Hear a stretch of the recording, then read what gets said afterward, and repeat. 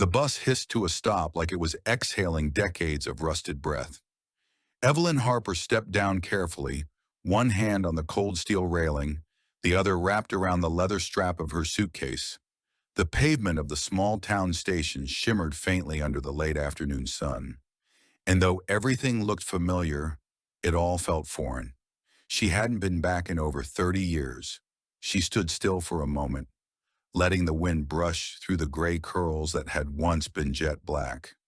There was a sharp scent of pine and old brick in the air, the same scent she'd breathed as a girl before she'd packed her bags, taken her degree, and disappeared into the wide, loud world of education in cities that moved too fast. "Miss Evelyn Harper?" a voice called, brittle with age and cigarette smoke. She turned, and there was Dolores, her sister, thinner than she'd remembered, with a scarf wrapped tightly around her neck, though the day was warm. Evelyn smiled gently, but something inside her faltered at the sight of her. "Dolores," she said, not with surprise, but with something slower, softer, memory wrapped in breath. They embraced awkwardly, like two women who remembered the shape of each other but forgot the rhythm. Evelyn felt the bones in Dolores's back. Too sharp, too fragile. "You're skinnier than a crow," Evelyn whispered. "And you're still dramatic as ever," Dolores said, but her voice cracked around the edges. "Let's get you home." The house was exactly as she remembered, and not at all. The paint had faded to a tired beige. The porch swing creaked with every gust of wind, and the flower beds had surrendered to weeds. But the curtains were still lace, the same ones their mother had sewn in the spring of 1963. Evelyn stood on the threshold longer than necessary, her hand brushing the chipped doorframe. "You're not a ghost," Dolores said behind her. "You don't have to haunt it." Inside, the air was thick with lavender and lemon polish. Dolores had tried, and Evelyn saw it. But the house was too big for one person, especially a sick one. They settled into the kitchen. Tea was already steeping. Jasmine, Evelyn's favorite. And Dolores brought out a tin of shortbread cookies, the kind their aunt used to make on Sundays. "So," Dolores said, "you really left everything to come back here." Evelyn nodded, her fingers wrapped around the warm ceramic mug. "I didn't leave everything, just the noise." "Teaching was noise." "No, retirement was. And silence isn't always peace, Dolores. Sometimes it's just absence with better manners." Dolores looked at her then, truly looked. And Evelyn felt that old bond stir beneath the dust in the years. "You didn't come back just for me," Dolores said, a soft accusation wrapped in understanding. Evelyn didn't deny it. The next morning came slower than expected. Evelyn rose early, years of school bells and children's footsteps still echoing in her internal clock. She moved quietly through the house, letting Dolores sleep. By 7 a.m., she had walked to the town square, still small, still built around the old fountain where teenagers once threw coins and made promises they'd forget. She sat on a bench with a takeaway coffee in a paper cup and just watched. Across the square, near the edge of the park, a boy sat alone, thin, stiff, motionless. His hair hung over his eyes, his hoodie far too large for summer. He wasn't doing anything, not reading, not playing, just watching the ducks glide across the pond in mechanical silence. There was something in the way he sat, something too still for a child that age. Evelyn watched him for 20 minutes before the clock tower rang. He didn't move. When she stood to leave, she saw him pick up a stick and begin drawing something in the dirt beside the bench. Not wild scribbles. Something precise. Back at the house, Dolores was awake, curled up on the couch with a blanket over her knees and a crossword half-finished on the coffee table. "Did you see anyone you know?" she asked, half-teasing. "No," Evelyn said, sitting beside her. "But I think I saw someone I'm supposed to know." Dolores looked sideways at her. "You always were the dramatic one." And you're always pretending you don't believe me, Evelyn said, but her eyes were still full of the boy by the pond. The boy was there again the next morning. Same bench, same hoodie, same stillness. Evelyn approached slowly, the way you might approach a deer near the edge of the woods. She carried a cup of hot cocoa in one hand and a granola bar in the other, wrapped neatly in a napkin with a note that simply read, "If you're hungry." She didn't sit next to him. That would have been too much. Instead, she settled onto the opposite bench, set the cocoa and bar down on the stone ledge between them, and crossed her legs. For a long time, she just watched the water, the ducks moving lazily, the wind tugging at the trees. The boy didn't look at her, not once. But when she finally stood to leave, she noticed the cocoa was gone. The next day, she brought a book, Charlotte's Web, and sat quietly reading aloud in a low, even voice. She didn't read to him. She just read near him. And she loved the pig, and the pig loved her. Some pigs were born to be saved. Her voice was raspy in the cool air, but steady, comforting. Still no reaction. But the stick in his hand moved slower that day, and she noticed he wasn't drawing shapes anymore. He was forming letters. That night she asked Dolores, "Do you know a boy, about 13, brown hair, silent, sits near the pond?" Dolores shook her head. "Could be one of the Keller kids, or part of the Redgate bunch.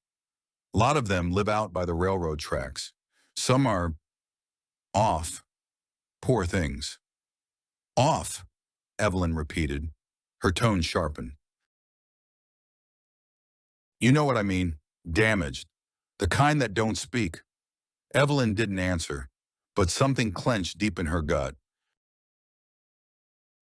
On the fourth day, she sat beside the bench and placed a small notepad and a pencil on the edge closest to him. Then she read again. After 10 minutes, the boy reached over, took the pencil, and began to sketch. Not letters this time. A tree, bent and leafless, its trunk twisted. Underneath it, a shadow. No face. Just darkness. Evelyn stopped reading. "What's your name?" she asked, and her voice softer than the breeze. He didn't answer, but he paused, then flipped to a fresh page and scribbled one word. "Luke." She smiled, not a big one, just enough. "Hello, Luke. I'm Evelyn." He didn't look up, didn't nod, but his hand didn't tremble when he wrote. The following morning, she brought art supplies, charcoal pencils, colored paper, erasers. She didn't say a word, just laid them on the bench between them and opened her book. That day, Luke drew a hand, reaching down into a pond, fingers brushing ripples. It was delicate, haunting. The kind of drawing that didn't belong to a child who was off. It belonged to someone paying attention. After he finished, he pushed the sketch toward her and stood, slowly, cautiously, then walked away without looking back. Evelyn stared at the drawing. She wasn't sure whether it was a thank you or a question. At home, she pinned the sketch to the fridge with a magnet shaped like a sunflower. "From one of your lost children?" Dolores teased, but not unkindly. Evelyn looked at it and whispered, more to herself than to her sister, "One of the ones who never got found." The days passed like threads pulling tighter. Luke came to the park every morning. Evelyn brought something new each time. A thermos of tea, a different book, a set of watercolors. They never spoke. He never smiled. But the silence between them started to feel less empty. One afternoon, just before the sky turned to dusk, she noticed a bruise beneath his right sleeve, a flash of yellow and purple as he reached to draw. Her voice caught in her throat. She didn't ask. Not yet. She just slid a note across the bench, the same way he had written his name.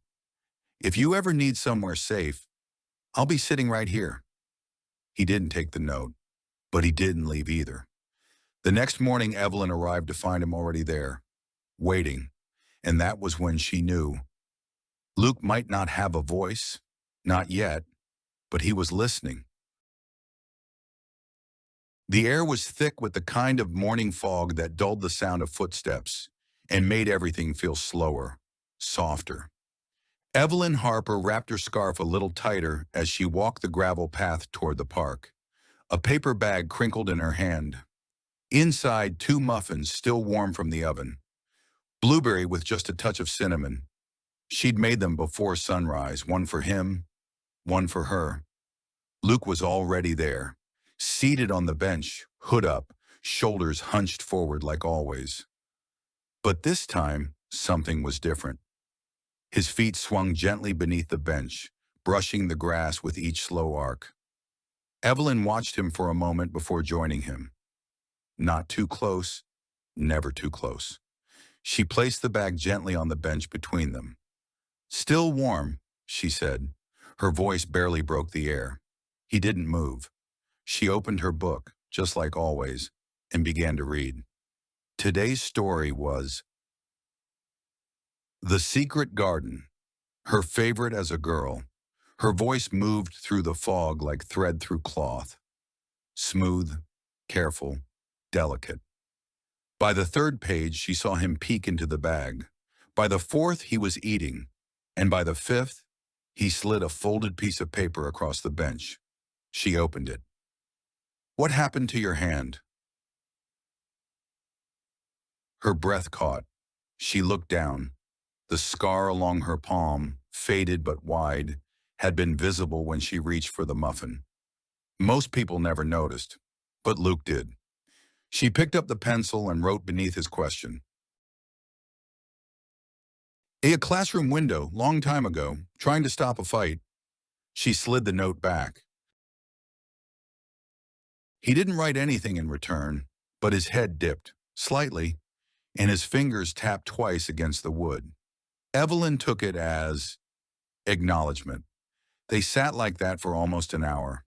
The next day she brought a whiteboard and markers, thick, easy to hold, and placed them on the bench. Luke stared at them. "I thought maybe this would be easier," she said. "Less messy." He didn't touch them for 15 minutes. Then, without a word, he uncapped a blue marker and wrote 3 words in the center of the board. "I don't talk." Evelyn read it, let it settle. Then she nodded slowly. "That's all right," she said. "I do enough talking for 2 people." His lips twitched. Not a smile, not really, but something near it. The next day he wrote again. "Are you a teacher?" She smiled, wider this time. "Was. 32 years. Then she added with a wink, "Best spelling score average in the county. 2 years in a row." Luke wrote nothing, but he erased the board and started drawing again. This time it was a picture of the park bench. 2 small figures seated side by side, one reading, one quiet. Beneath it, in shaky but clear letters, he'd written, "Okay if I come here every day." Evelyn didn't need to speak. She just nodded, slow, certain. The next morning she was late, just by a few minutes. But when she arrived, Luke was pacing. Not angrily, not wildly, just moving in tight circles like the ground couldn't hold him still. As soon as he saw her, he stopped, then immediately sat down and pulled his hood tighter. Evelyn sat too, breathless from the brisk walk, and said gently, "Sorry, Luke. I got caught up making us peanut butter sandwiches." He didn't look at her, but the moment she unwrapped the sandwich, he reached out and took it. From her hand, not from the bench. Her heart ached with the weight of that trust. Later that afternoon, Evelyn sat at the dining table, sipping tea while Dolores watched her over a crossword puzzle. "You're glowing," Dolores said. "What happened? Did the mayor propose?" "No," Evelyn replied, smiling behind her cup. "A boy ate a sandwich." Dolores raised an eyebrow. "That's supposed to mean something?" Evelyn looked down at the steam rising from the cup. "When someone who's been invisible lets you see them, yes, it means everything." The days began to take shape, not in routines Evelyn had planned, but in patterns that Luke created without realizing. He always arrived 10 minutes before her. He always sat on the same half of the bench. He tapped his fingers 3 times when nervous, twice when content. He arranged leaves by size before drawing, and if she tried to speak too soon, he'd pull the hood up and disappear into his quiet. So she learned to wait. Sometimes she would read, sometimes she would hum, old songs, soft ones, the kind children never heard anymore. Sometimes she would just sit beside him, her hands folded neatly in her lap, not trying to fill the air with sound, just sharing it. One morning, Luke surprised her. He reached into his backpack, a frayed thing held together by willpower and duct tape, and pulled out a box. It was the size of a small shoebox covered in peeling stickers. Slowly, without looking at her, he set it on the bench between them and opened the lid. Inside was small objects, a green button, a feather, a toy soldier missing an arm, a smooth piece of glass, a pencil stub, a folded train ticket. Everything arranged with care. He slid the box closer to her. "A treasure chest," she whispered, smiling. Luke picked up the marker and wrote, "Not treasure, memory box." Evelyn nodded. "Even better." They sat together for a long time, Evelyn picking up each item gently, asking nothing, just looking. She held the feather to her cheek and said, "This feels like the kind of thing that keeps secrets." Luke wrote nothing in response, but his shoulders relaxed. Each day after that, he brought one new object, a bolt, a shell, a scrap of cloth with stars on it. He never explained them. She never asked. Instead, Evelyn began her own ritual. She started folding paper cranes, one each morning, placed quietly on the bench before he arrived. Different colors, different sizes. By the end of the week, Luke had 6 lined up inside his memory box, arranged by shade, from palest yellow to deepest blue. On Friday, he brought her something for the first time. It was a pine cone. Plain, brown, still a little sticky with sap, but tied to it, with a piece of fraying string, was a small tag. On the tag, he had written, "You wait, that's rare." She didn't know what to say, so she simply held the pine cone in both hands and closed her eyes. That afternoon at home, Evelyn set the pine cone on the mantel. Dolores watched her from the armchair. "You collecting the forest now?" Evelyn didn't look up. "It's a gift." "From your quiet friend?" Evelyn smiled. "From a boy who notices everything, even patience." Dolores lowered her crossword and said softly, "You're starting to sound like you again." Evelyn looked at her. Really looked. "I never stopped," she whispered. "I just got quiet too." The following Monday, something changed. Luke was later than usual. 10 minutes, then 20. Evelyn waited. She didn't pace, didn't check her watch. Just sat, hands resting in her lap, eyes on the pond. 33 minutes in, he arrived, but something was different. His shoulders were higher, tense. His hoodie zipped all the way up. He didn't sit. He stood near the bench, hands clenched. Evelyn didn't ask.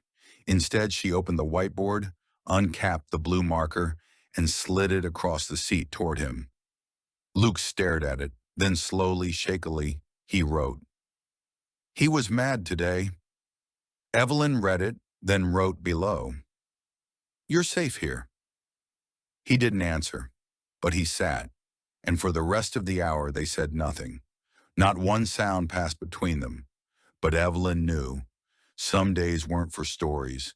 Some days were just for staying, for showing up, for letting a child feel that the world didn't break completely if he didn't speak. That night she found herself folding 2 cranes instead of 1. And when she placed them on the bench the next morning, side by side, yellow and orange, Luke smiled. Just once. Just enough. The town library smelled like old paper and sunlight. Evelyn Harper hadn't stepped foot in it since the year 1989, when she came back for a funeral and left again before the soil on the grave had settled. The inside was different now, cleaner, with bright posters on the walls and beanbags in the corners for children who preferred the floor to a table. But the silence was exactly the same. She was browsing the nonfiction shelves, not for anything in particular, when she saw him. Luke. He stood at the far end of the room, one hand tracing the spines of books like they were braille, the other tucked into the sleeve of his hoodie.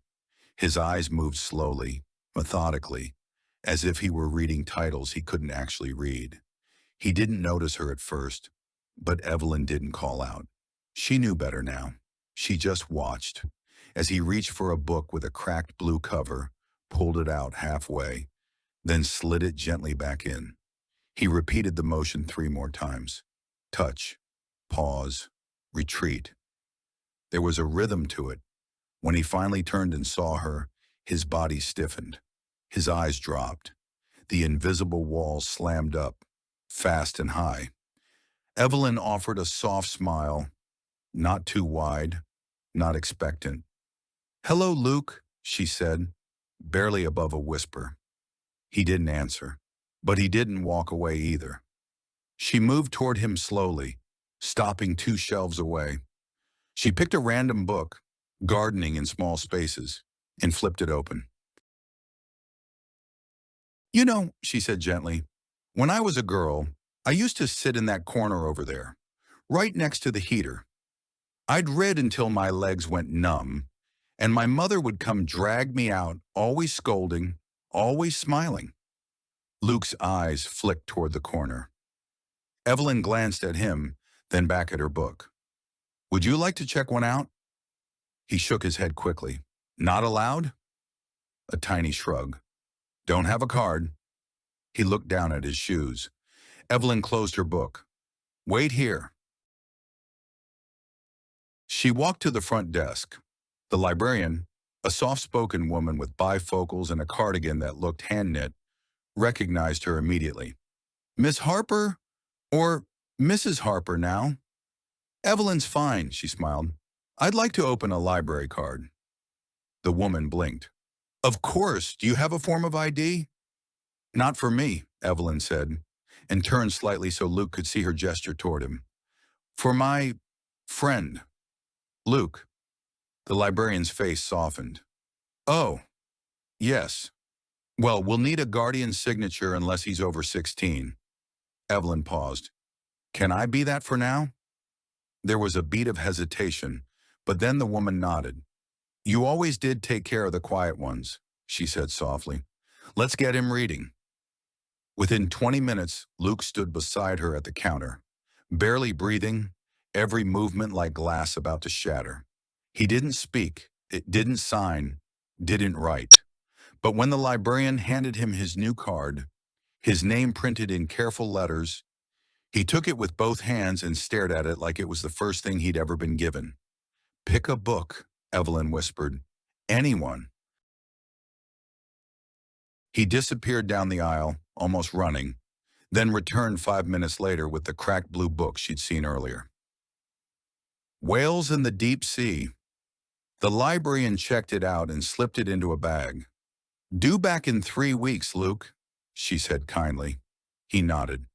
On the walk back to the park, neither of them spoke, but Evelyn could feel something blooming between them. Not loudly, not with color, but like the way grass grows through pavement when no one's watching. When they reached the bench, Luke took out the book, held it on his lap, and tapped twice. "Thank you," Evelyn said. He shook his head and wrote on the board. "Never had a card before." She smiled, not just with her mouth, with her whole chest. That night, she told Dolores. "You gave him a library card?" Dolores asked, eyebrows lifted. "Not just a card, a door." Dolores didn't answer right away.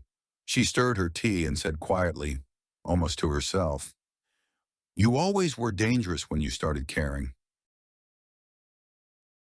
The beach was empty that morning, the kind of emptiness that makes you whisper, even when no one's around to hear. Mist hung low over the dunes, and the waves rolled in slow and sleepy, like they hadn't quite woken up yet. Evelyn Harper parked the old truck near the boardwalk, kicked off her shoes, and walked barefoot across the damp sand. Luke trailed behind her, notebook in one hand, the other shoved deep into his coat pocket. He didn't like the cold, but he hadn't said no when she asked. "Not many people come out here in the off-season," she said, glancing over her shoulder. "It's my favorite time. Nothing but the sea and your own thoughts." Luke didn't answer. He never did when it came to open spaces. But he walked beside her, quietly, steadily, and when she finally sat down on a driftwood log, he did too. She waited. Luke pulled out his notebook and uncapped the pen. Then, in slow, careful letters, he wrote, "What do you hear?" Evelyn looked out at the ocean. "Today, regret, and maybe forgiveness, trying to catch up to it." Luke nodded. He pressed the tip of his pen against the page but didn't write. Then suddenly he stood, walked 5 feet toward the shore, and knelt in the sand. His fingers began to move, first slowly, then faster. He didn't look up. Evelyn watched as he traced something into the wet surface with both hands. Wide strokes, deliberate and sweeping. She stepped closer, careful not to disturb the lines. And then she saw it. One word. Nar, mother. Underneath it, smaller letters. "I remember the song." Evelyn felt the breath catch in her throat. Her knees bent on instinct, and she crouched beside him. "You do?" she whispered. Luke nodded once. He picked up a small shell, used it to underline the word song, and then wiped his palm across the next section of sand, clearing space. More letters came. Not the face, just the sound. He tapped his chest, then his head. Evelyn nodded slowly, her eyes stinging. "What did it sound like?" Luke paused. Then, without warning, he began to hum. It wasn't in tune. It wasn't clear. But there was something haunting in it. A lullaby's ghost, echoing out of memory too deep to describe. The sound twisted in the wind, soft and cracked, but real. Evelyn didn't move. He stopped after a few seconds and looked at her, uncertain. She nodded once, firmly. "It was a song worth remembering," she said. Luke sat again. The tide was creeping closer now, and the edge of the word mother began to blur.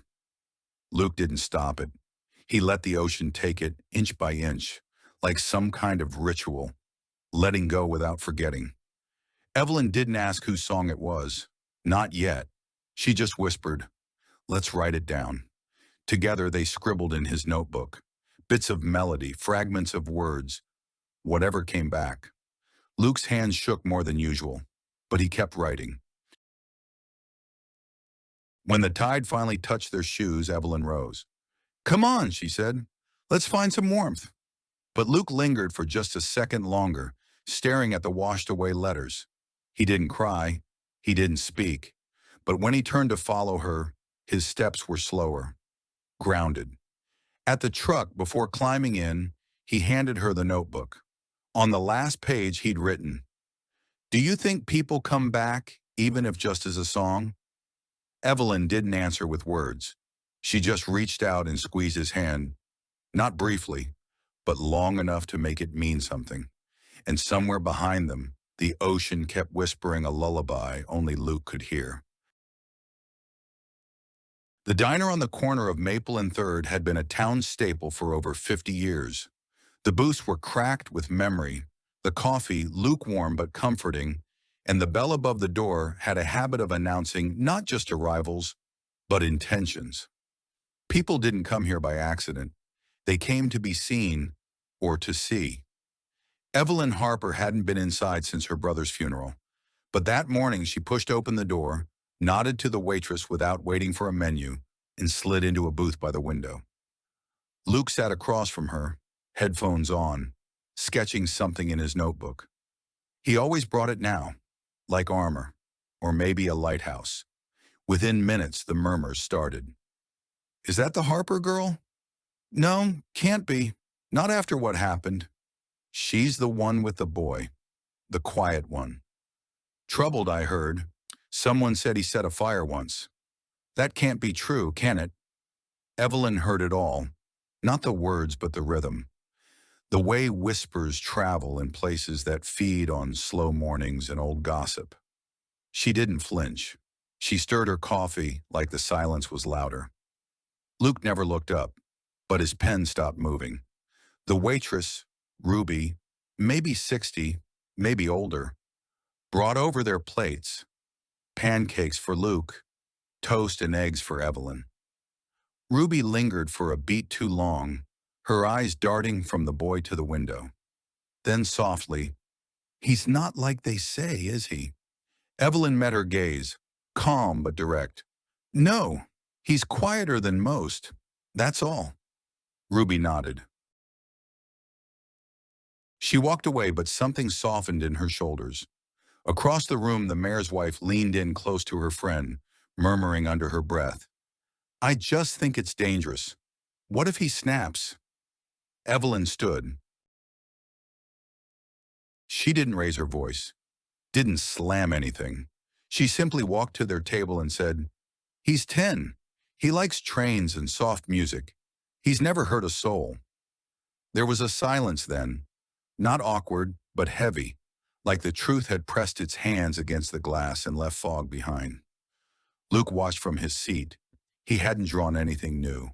Just one word, repeated again and again across the page. Loud. As they left the diner, the bell chimed again. But this time, the room didn't resume its chatter right away. The quiet lingered. Outside, Evelyn took a deep breath. Luke was already walking ahead toward the truck. He didn't like staying in places that felt small, not because they were, but because the air changed when people looked at him too long. When she reached him, he held out the notebook. She flipped to the last page. He'd written, "Being quiet isn't the same as being weak." She smiled, the kind that doesn't reach your mouth but fills your chest. "No," she said softly. "It's not." Later that evening, Evelyn sat alone on the back porch. Luke was inside, humming softly as he rearranged his shelves. The stars blinked overhead, and the air smelled faintly of salt and wood smoke. The town wasn't cruel, not entirely, but it was cautious, suspicious of anything that didn't fit clean into a story they could retell over pie and decaf coffee. She knew what they saw when they looked at Luke, a puzzle they didn't want to solve, an echo that didn't follow their rhythm. But she'd seen something else, a boy who watched sunsets like they spoke directly to him, a child who traced music into sand, a soul louder than any whisper behind glass. And maybe, just maybe, the town would come to see it too. But if not, she'd be loud enough for both of them. The wind outside had turned colder, the kind that swept through the trees in slow sighing breaths. Like it too, was waiting for something. Inside the cabin, the fire crackled softly, a warm flicker of life in the heart of quiet. Luke was curled into the corner of the old armchair, wrapped in a knitted blanket Evelyn had found in the attic. He was holding his latest drawing, but his hands weren't moving. Just holding it. Just staring. Evelyn sat on the floor across from him, legs crossed, mug in hand. No questions, no pushing, just presence. It had taken her time to learn that silence wasn't a void to be filled, but a bridge to be honored. She sipped her tea slowly, letting the warmth of it reach her center. Then, in the kind of hush that makes time pause, Luke spoke. His voice was thin, like the edge of something unwrapped for the first time. "I don't like Thursdays." Evelyn blinked. The mug nearly slipped from her fingers, not because of what he said, but because he said it. She didn't gasp, didn't lean in. She let the words sit there, like a wild bird that had chosen, against its instincts, to land. "Okay," she said gently. "What is it about Thursdays?" Luke looked back down at his drawing. He didn't answer right away, but she didn't mind. Time was theirs tonight. Eventually he whispered, "It was Thursday when the man came." Evelyn's stomach clenched. She knew what he meant, not in detail, not yet, but she'd read between enough silences to catch the shape of something broken. She moved closer, not to him, but beside the fire, where the light caught her face. "I'm here," she said, "and you don't have to say anything else." Luke didn't respond, but his fingers twitched, not in fear, but in decision. He tore a page from his sketch pad and passed it to her. It wasn't a picture this time. It was a single sentence. "When I didn't speak, no one came." Evelyn's throat tightened. She looked at the words for a long time before setting the page gently in her lap. Then she looked back at Luke and smiled, not from comfort, but from understanding. "But someone's here now." He didn't nod, didn't smile, but for the first time, he set the blanket aside and moved to sit beside her on the rug, his shoulder brushing hers. The fire popped, the wind sighed, and in that small golden space something opened. Luke began to hum, "Luke." A tune she didn't recognize. Soft, searching, but steady. Evelyn didn't interrupt.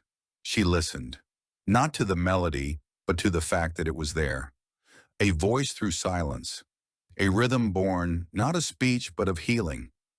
Later that night, as the cabin settled into its usual hush, Evelyn sat alone at the table, writing in her notebook. She wrote, "He spoke. Not loud, not clear, but real. And I don't know if it's the beginning of something or just a gift I wasn't owed. Either way, I'll meet him in the silence, as many times as it takes." She closed the book, blew out the candle, and let the dark wrap around her like a blessing. It started like any other Saturday. Soft rain tapping the windows, the scent of cinnamon from the oatmeal Evelyn stirred in the kitchen, and Luke sitting quietly at the edge of the living room rug, lining up small plastic animals into precise rows. Evelyn hummed a tune she remembered from childhood, something her mother used to sing when the house felt too still. Luke didn't seem to mind. He never reacted much to music, but he didn't flinch either. The phone rang. She glanced at the screen. Unknown number, and nearly ignored it. But something in her gut said, "Answer it." She picked up. "Ms. Harper?" The voice was clipped, official. "This is Officer Damian Wells. I'm calling about your nephew, Luke." Her breath hitched. "He's with me," she said quickly, already moving toward the living room to check. "He's right." But Luke wasn't where she left him. The animals were scattered. The back door was open. Rain drifted in like a whisper of something wrong. Evelyn's heart shot into her throat. She dropped the phone. Ran.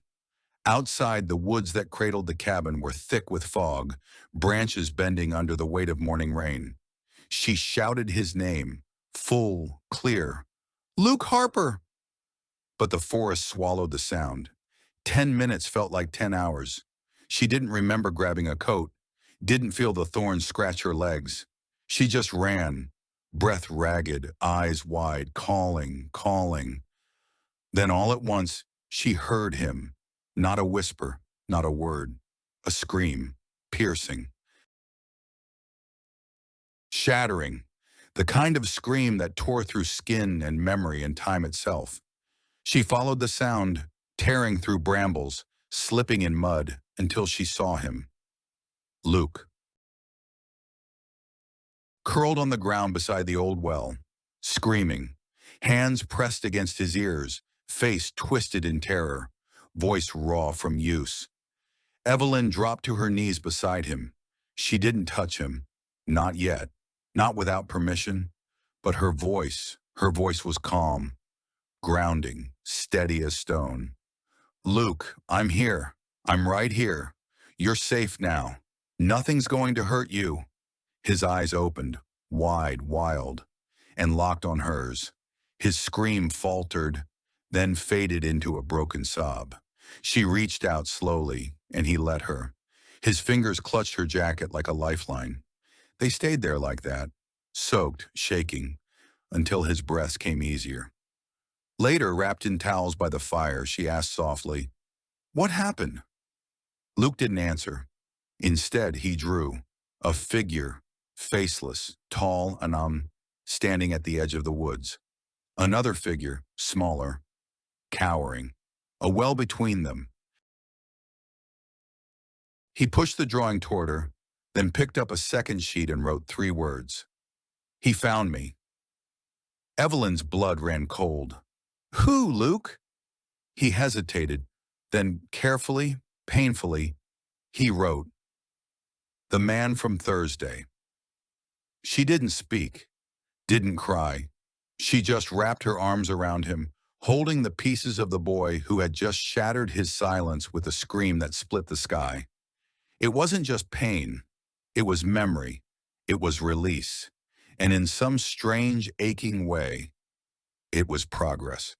Because sometimes the only way to heal a wound is to finally scream. It was barely past sunrise when the knock came.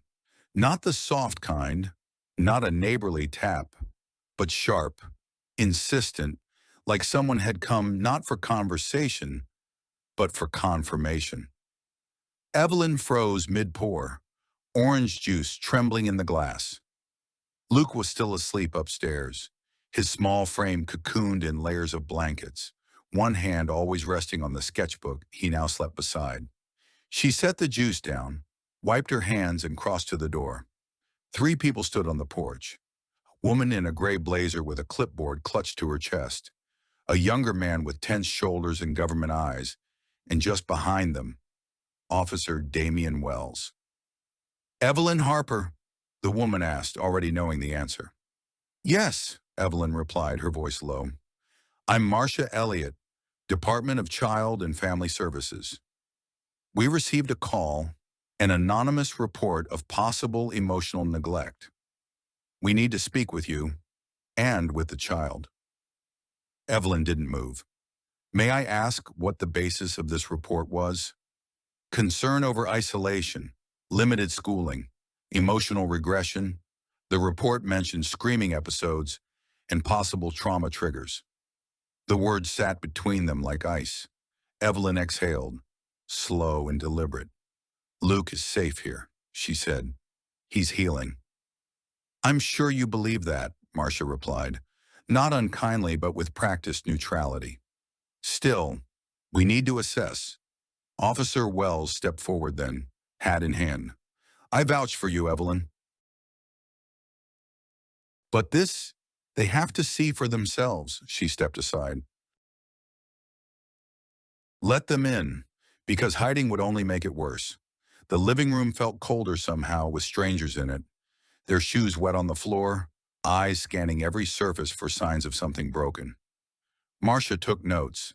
The younger man photographed the fridge, the medicine cabinet, the bookshelf full of picture books and therapy guides. Then came the question Evelyn had dreaded. "Can we speak with Luke alone?" "No," she said immediately. "He doesn't speak with people he doesn't know. He barely speaks at all. I'm the one he trusts. We can remain in the room," Officer Wells offered. "You stay silent. He talks. He talks. He doesn't. We don't push." Evelyn hesitated, then nodded. They climbed the stairs slowly and entered the room that had become Luke's sanctuary. He was awake now, sitting up, eyes wide but calm, his sketchbook in his lap. When the strangers entered, he clutched it tighter. "Hello, Luke," Marcia said, crouching slightly to his level. "I'm just here to make sure everything's okay." Luke said nothing, but his eyes flicked to Evelyn. She nodded. "It's all right, Luke. You're safe. Just tell the truth, in any way you want." He didn't look at the woman again. Instead, he opened his sketchbook, flipped to a page, held it up. It was a drawing of him and Evelyn sitting beside the fire, her hand resting on his, a blanket over both their knees, a caption written in careful, shaky letters beneath. "She stays when I scream." Marcia stared at it for a long time. No one spoke. No one moved. Then Luke flipped to another page. A house, trees, a man, faceless, standing outside the fence, a red X drawn through him. Another caption. "This is the danger." Marcia stood slowly. "Thank you, Luke." They returned downstairs in silence.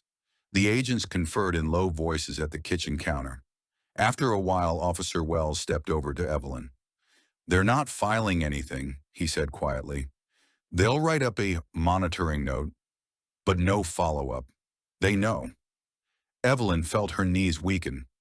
She sat down at the kitchen table, only then realizing she hadn't taken a full breath in the last 30 minutes. Marcia approached her last, the clipboard now tucked under one arm, not between them. "For what it's worth," she said softer now, "that boy trusts you more than most kids trust anyone. And trust like that doesn't come from fear. It comes from being seen." Evelyn nodded. "Thank you," she whispered. As they left, the rain began again, soft like an exhale. And upstairs, Luke returned to his drawings. And Evelyn? She made herself a cup of tea, not because she needed the caffeine, but because her hands wouldn't stop shaking. The sketchbook had become something sacred. It wasn't just a place for drawings anymore. It was Luke Harper's voice, his diary, his world. Every page he filled carried a rhythm Evelyn had started to recognize, almost like chapters in a novel only he could write. It was his way of saying, "I saw this, I felt this, I survived this." It began most days after breakfast. Luke would drift to the window seat in the sunroom, same spot, same blanket, and balance the worn sketchbook on his knees. His pencils sat in a neat little cup beside him, organized by color. He never mixed them. Some days he drew in bursts, lines quick and messy, as if his hand was chasing something before it vanished. Other times he'd hover over the page, unmoving for 10 minutes, then draw a single shape with the focus of a surgeon. Evelyn never interrupted him when he was in that state. But one afternoon, as she folded laundry in the next room, she heard something new. A quiet hum, not a song, not a word, just sound, rising and falling, like wind through reeds. She peeked around the corner. Luke was drawing, his pencil scratching steadily, and humming as he did it. Her heart jumped. When he finished, he lifted the page gently and studied it with a solemn kind of pride. Evelyn stepped into the room, slowly, softly. "May I see?" Luke hesitated, then turned the sketchbook toward her. The image stunned her. It was of the porch swing, the one where they sat together some evenings. But in the drawing, they weren't just sitting. Luke was curled against her side, her arm around him, both of them looking up at the sky. Above them, instead of stars, words floated, dozens of tiny bubbles with sentences inside them. "I'm safe here. She listens. My hands don't have to hide." And at the top, bold and a little wobbly, "I matter." Evelyn's throat tightened. She couldn't speak, didn't need to. Luke watched her face, then quietly reached out and rested his small hand on her forearm. His fingers tapped 3 times lightly, a signal they had come to understand. "Thank you." That night, Evelyn went to her desk and opened a folder she hadn't touched in years. One labeled, Luke, medical, school, records.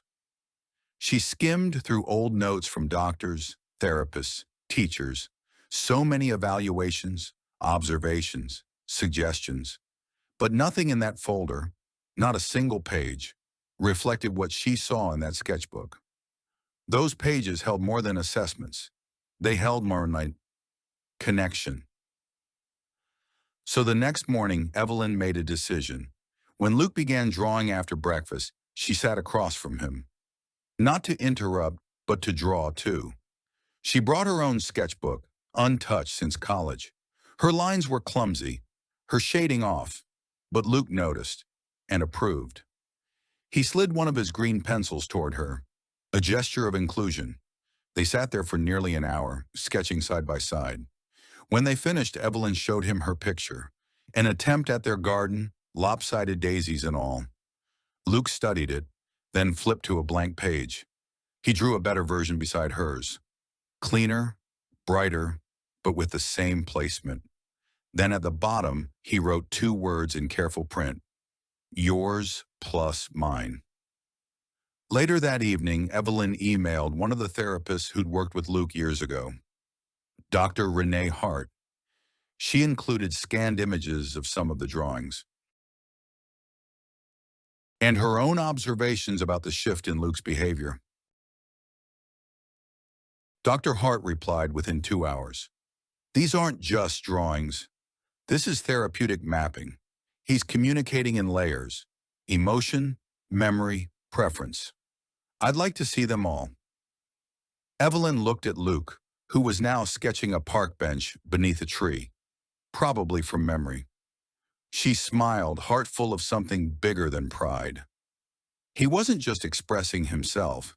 He was building something, a bridge from his world to hers, and maybe someday to the rest of the world too. The next day, Evelyn brought home a second sketchbook, identical in size and shape. She placed it on the table beside Luke's. He looked at her, puzzled. This one's for sharing, she said softly. We can write each other messages. You, me, anyone else you trust. Luke turned to the first page, wrote slowly, okay. And beneath it, can we draw dreams too? Evelyn smiled, her eyes stinging. Yes, Luke, especially those. It was the scent of dry erase markers that triggered something in Evelyn. The school hallway was quiet, too quiet for a Wednesday morning, and the familiar chemical tang brought back memories she hadn't expected. Parent-teacher conferences, Luke's early testing days, the way she'd clutch forms so tightly the corners curled in her hands. She inhaled slowly, steadying herself as she approached room 12. Luke walked beside her, not holding her hand, but close enough to know she was there. The invitation had come from Miss Haley, a special education teacher who had read about Evelyn's progress with Luke in a local parenting blog. She'd reached out with a soft suggestion, no pressure, no promise, just a thought. Maybe he'd like to sit in, just observe, no expectations. Evelyn didn't know if Luke would say yes, but when she showed him the email, he'd simply written, "Will I have to talk?" And when she said no, he nodded. So they came. Room 12 was airy and warm, sun streaming through the tall windows in gentle beams. The walls were lined with art, some messy and bold, some careful and detailed. The desks were in a semicircle, not rows. In the corner was a rug with beanbags and soft pillows. Bookshelves stood like old friends, full of options. Luke stood at the threshold, wide-eyed. Miss Haley greeted him with a gentle voice. "You can sit anywhere you like, Luke, or stand, or draw. I'm just happy you're here." He didn't answer, just made a beeline for the shelf with colored pencils and flipped open his sketchbook. For the next 45 minutes, Evelyn watched him from a discreet corner chair as the classroom hummed around him. The other kids were a mixed bunch, some shy, some loud, one with headphones over his ears, another stimming with a rubber band, and none of them stared. No sideways glances, no questions about why Luke didn't speak, just space. Miss Haley read a story, One girl asked if birds had feelings. A boy raised his hand to say he dreamed in green sometimes. It was strange and wonderful, and exactly what Evelyn didn't know they needed. Luke didn't join in, but he didn't freeze either. His pencil moved across the page with calm intention. When the story ended, Miss Haley invited the class to draw what they felt during it. Without being asked, Luke turned his sketchbook toward her. He had drawn a flock of birds, one with a speech bubble, another without, both flying side by side. Miss Haley blinked. "Luke, that's beautiful." He didn't react, but Evelyn saw it, the smallest shift in his shoulders, a whisper of pride. At the end of the hour, the children packed up. One boy named Jaden walked over and handed Luke a blue marker. "You draw good," he said. Luke didn't speak, but he took the marker, and for the first time in weeks, he smiled at someone new. Outside, Evelyn exhaled like she hadn't in days. "That went better than I dreamed," she murmured. Luke handed her his sketchbook, opened to a fresh page. There were 3 figures standing together under a sun. 2 tall, 1 small, and the small one held a blue marker. Evelyn read the caption he'd written above them in all caps. "Okay to be new." That night, she asked him if he'd like to go back next week. Luke tapped his finger 3 times, his quiet signal for yes, and then, surprising her, he wrote something else in the shared sketchbook before bed. "I like the girl's question." Evelyn blinked. "Which girl?" He drew a quick image of the girl who asked about birds feeling things. Then beneath it, he wrote, "Birds do feel. I do too." She swallowed hard, resting her hand on the page like it might fly away. "Yeah, Luke, I know you do." The old town hall smelled of varnished wood, dust, and old expectations. Evelyn had only been inside once before, years ago, when she signed papers for a local housing assistance program. Back then, she'd felt invisible, a name on a form, a woman in need. Tonight felt different. The community meeting had been scheduled quietly, just a line in a newsletter and a post on a corkboard at the diner. But word had spread, whispers turning to ripples, and now the folding chairs were full. Elderly couples, single parents, teachers, skeptics. They'd all shown up because someone had dared to ask a question out loud. "Why isn't there a program in this town for kids like mine?" The question hadn't come from Evelyn. It had come from Luke's new classmate's mother, Jaden's mom, a woman named Naomi who didn't look like she was used to being told no. She'd stood in front of the post office 3 weeks earlier with a clipboard and a fierce kind of hope, and now here they all were. A panel of town officials sat at the front table, flanked by microphones that squealed with every breath. Their expressions were a mix of polite concern and thinly veiled discomfort. No one liked being told their community had blind spots. Naomi spoke first, calm, firm. Her voice didn't tremble. "My son is neurodivergent. So are at least 12 others in this district. And while we have teachers doing their best, we don't have a space, a room, a plan. These kids deserve more than survival." Some people shifted in their seats. A few nodded. Evelyn felt the weight of Luke's hand against her leg under the table. He wasn't here for the politics. He just wanted to know why everyone was so quiet. When the moderator opened the floor to public comments, Evelyn didn't stand. Not yet. Others did.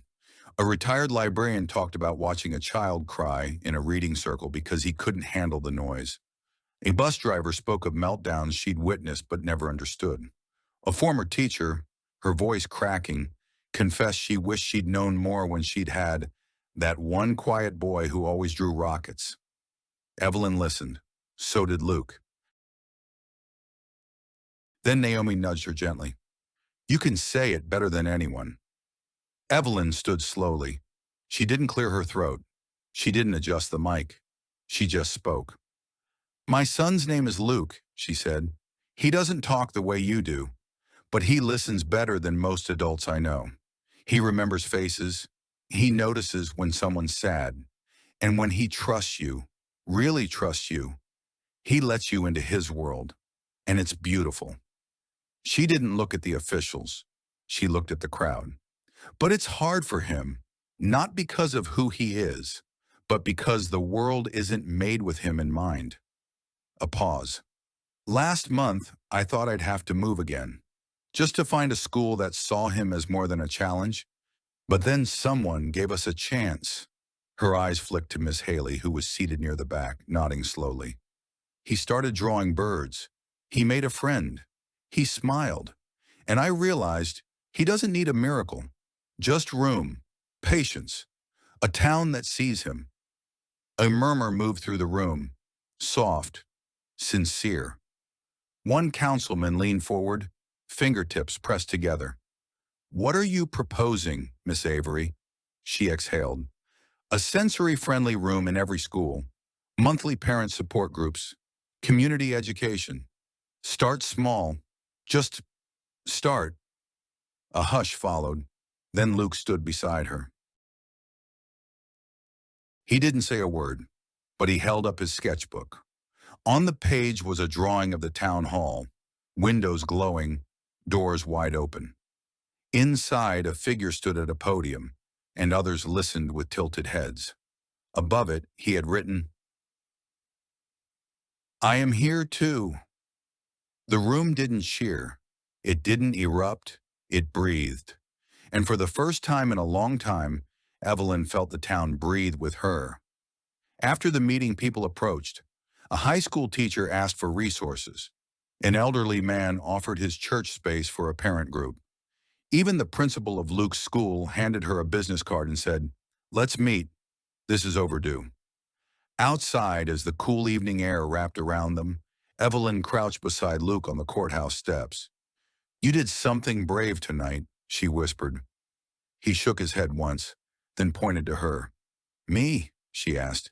He nodded, then tapped his own chest, once, softly.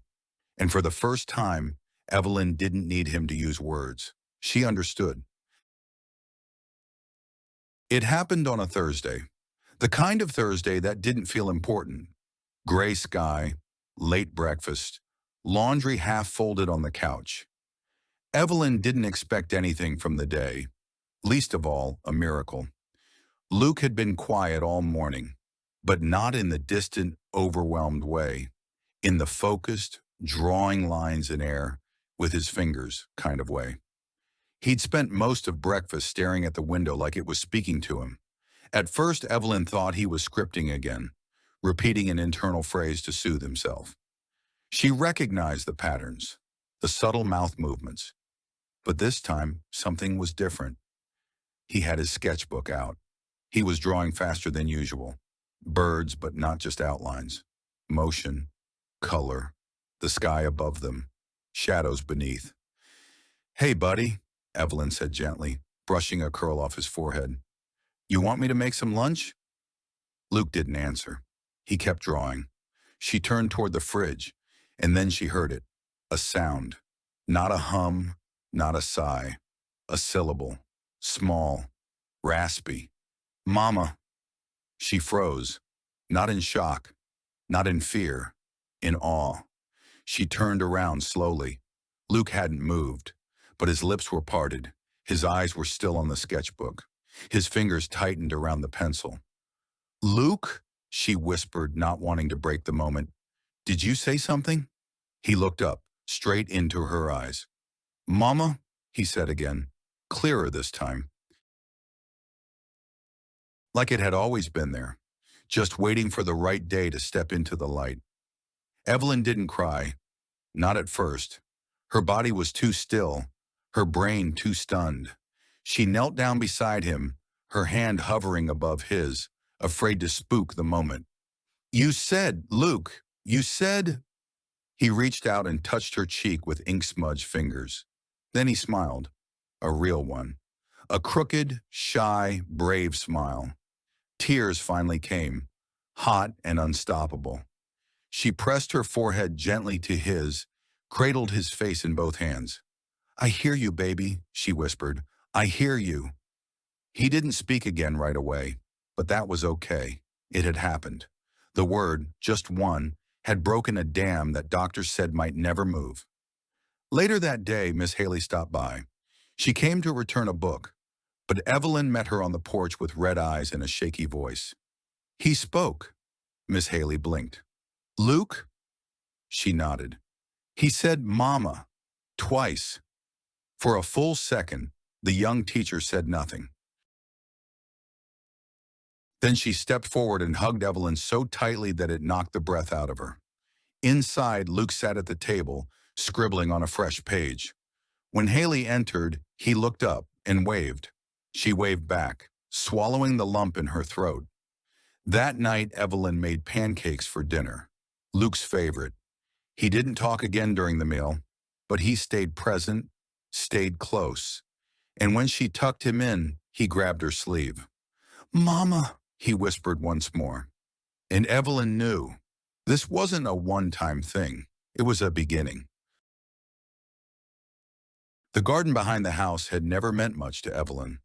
When she first moved in, it was a tangle of forgotten roots and stubborn weeds, barely surviving along the crumbling fence. A relic from the past owners, some couple who had planted things without tending them, hoping maybe nature would take the lead. But Luke found it, or maybe it found him. It was the morning after he'd spoken the word. That one, impossible word. And Evelyn had barely slept. Every time she closed her eyes, she heard it again, echoing not from his voice, but from somewhere deeper inside her. The word didn't just crack something open in Luke. It split something wide in her, too. She was sipping coffee at the kitchen window when she noticed him.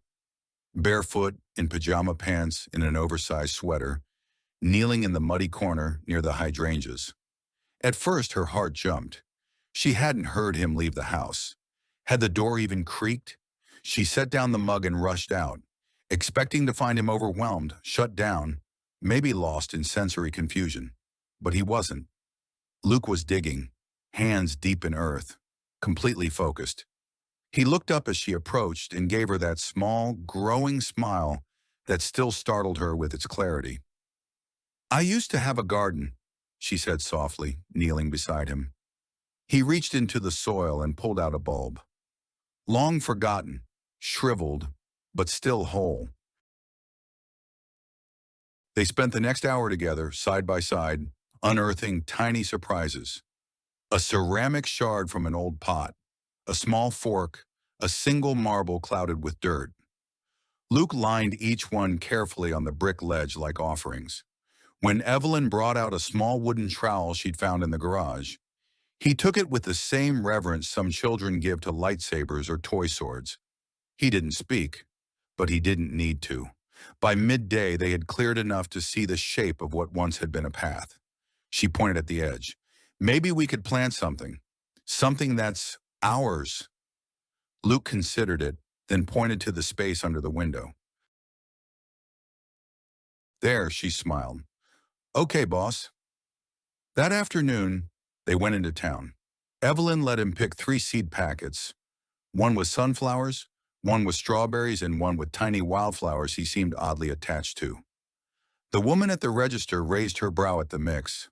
"Starting a jungle?" she joked. Luke looked at her. He didn't speak. Evelyn just said, "Starting something." Back home, they planted together, Luke pressing the seeds into the earth with careful fingers, Evelyn marking the rows with little wooden sticks. He didn't say any more words that day, but as the sun lowered and the dirt settled, he stood by the tiny mound of soil and signed one word she didn't expect. Safe. Evelyn's throat closed. She nodded. "Yes, baby, you are." The garden wasn't perfect. The fence still leaned. The soil was patchy in places. But for the first time in weeks, maybe months, she felt the ground beneath her wasn't going to give out. They were planting something that couldn't be taken away, and it would grow. The envelope came on a Monday, no return address, just her name. Evelyn Carter, written in deliberate looping script. Not typed, not stamped, handwritten, like something from another century. She found it tucked into the mailbox between a catalog and a utility bill, the cream-colored paper stark against the usual clutter. Her fingers trembled before she even touched it, because some part of her knew. This wasn't casual. This wasn't coincidence. Inside the house, Luke sat at the kitchen table with a bowl of cereal and his ever-present sketchbook. He was humming under his breath, off-key and unaware. One of the new things he'd started doing since the garden. Little melodies, fragments of sound he repeated while drawing the same shape over and over. Swirls, spirals, sometimes stars. Evelyn tucked the letter into her sweater pocket and poured herself some coffee she didn't plan to drink. She waited until Luke was settled in the sunroom, safely occupied with a stack of colored pencils and a quiet breeze blowing through the open window. Then she opened it. The paper was thick. Notepad pages from a stationery set. The handwriting continued inside. The same looping cursive, precise and elegant.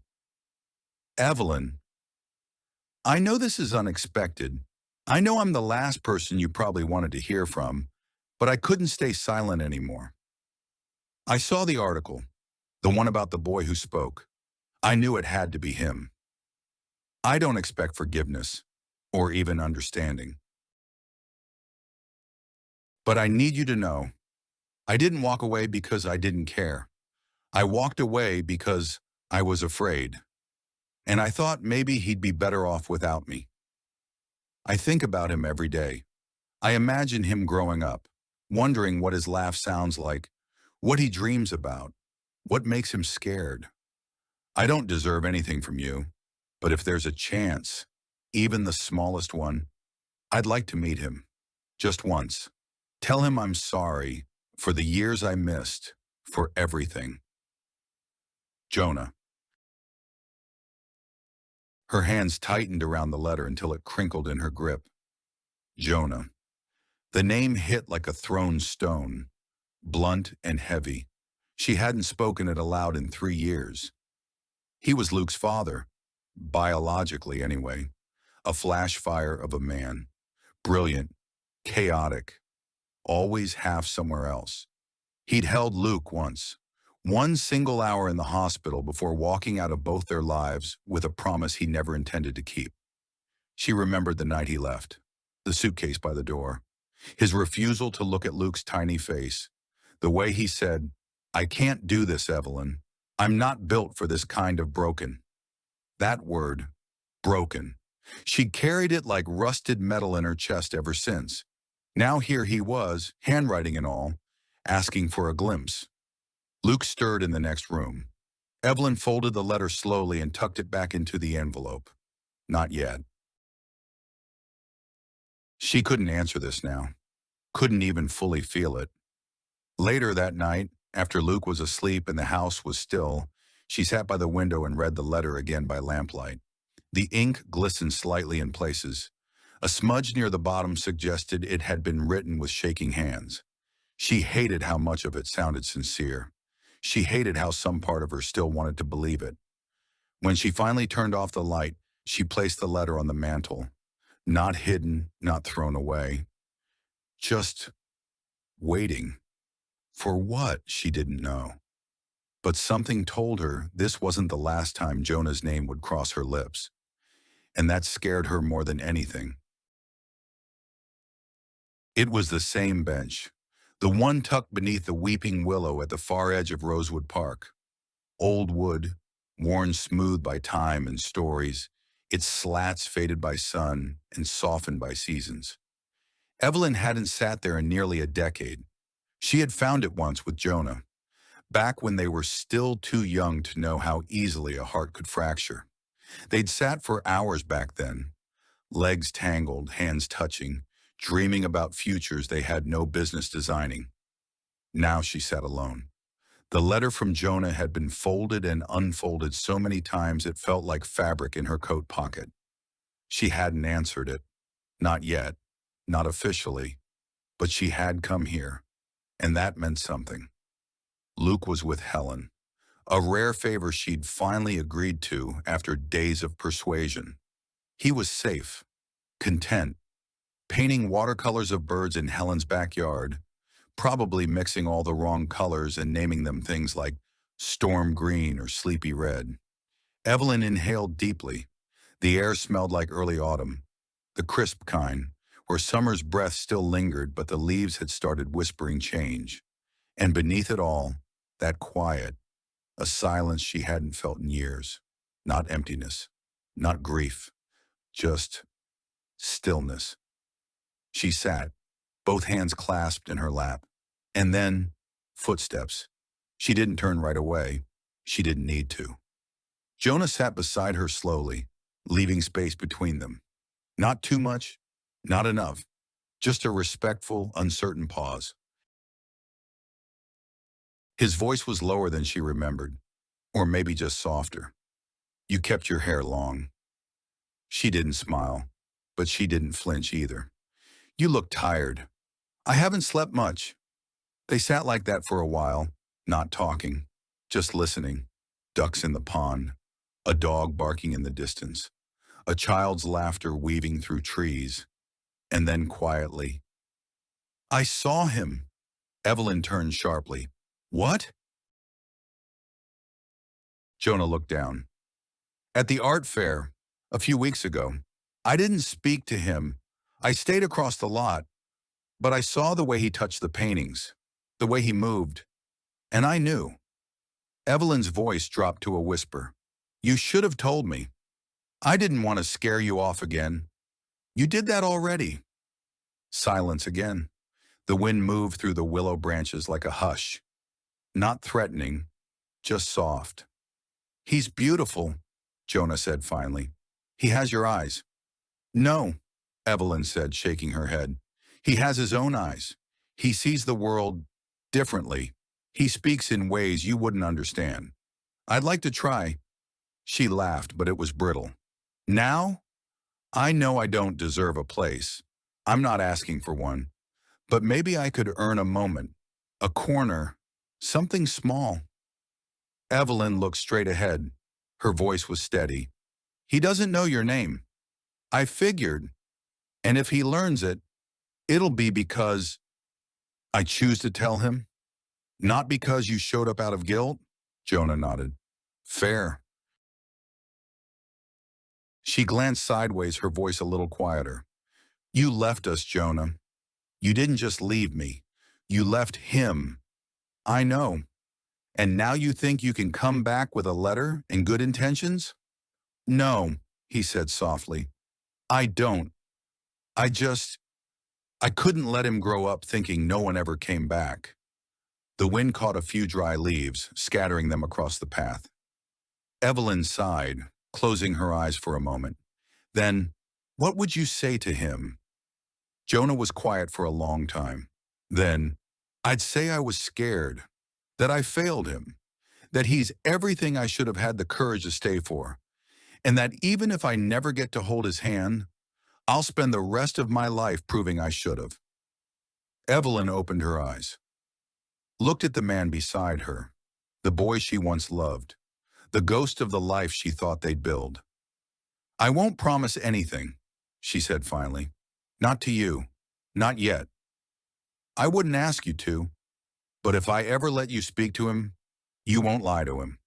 Never." She stood then, pulled her coat tighter around her shoulders. Jonah remained seated, watching her like he didn't dare hope too much. And then she reached into her pocket, pulled out the letter, folded and worn. She set it on the bench between them. "I haven't thrown it away," she said. Then she turned and walked back toward the path, the wind tugging at her coat, her pace steady but slow. Behind her, the bench, the man, and the letter waiting between them like a question still hanging in the air.